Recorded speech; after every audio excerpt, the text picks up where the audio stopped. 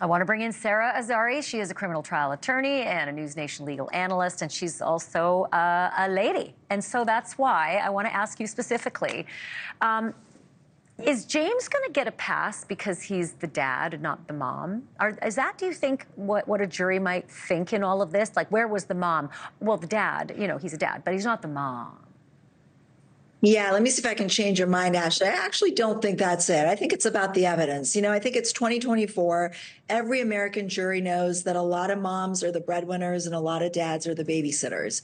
The idea here is that we have two parents that are not being tried as a pair, but individually, and each of them had different roles, different duties, different, facts that shows that they omitted things that they should have done, or they did things that they shouldn't have done. So I see, even though the facts are similar, it really is about each parent's involvement with Ethan.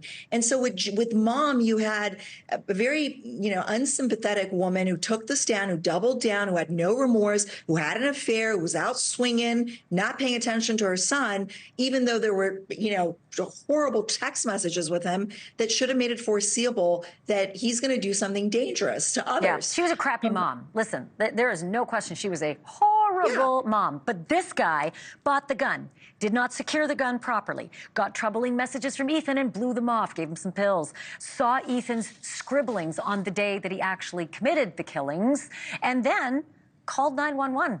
Right after the shootings, like, I think that's my kid. Like, all of this is like preventability, it's foreseeability. And yet, if this guy walks, what does that say to us?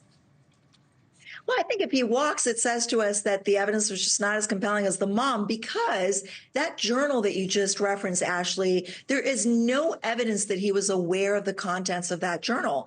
And in fact, Ethan in that journal even said, I got to go find the gun because my dad hid the gun, which shows he didn't have easy access. I get it. He should have secured the gun. Like the prosecution said, he should have put a lock on the gun, but he at least hid the gun. As far as foreseeability that Ethan would go shoot up the school, there has been zero evidence that James Crumbley knew that that would happen. So that's the difference, I think, between James and Jennifer. And I think if we get a hung jury or even a not guilty, I attribute it to that. I think for me, I don't know. I feel like the evidence is so much stronger against him. And if he walks, I am going to blow a gasket. I say that because I have heard people say, I'm babysitting my kids tonight and I want to punch them. Because I never said I babysat my kids. I mothered them. Like, I just did what I was supposed to do. Hey, I got to cut it there, but you know what? I want to watch this verdict with you tomorrow. Okay. Well, if it's tomorrow. Cross our fingers anyway. Thanks, Sara Azari. Good to see you. Thank you for watching. Go to newsnationnow.com to find NewsNation on your television provider. And don't forget to click the red subscribe button below to get more of NewsNation's fact-driven, unbiased coverage.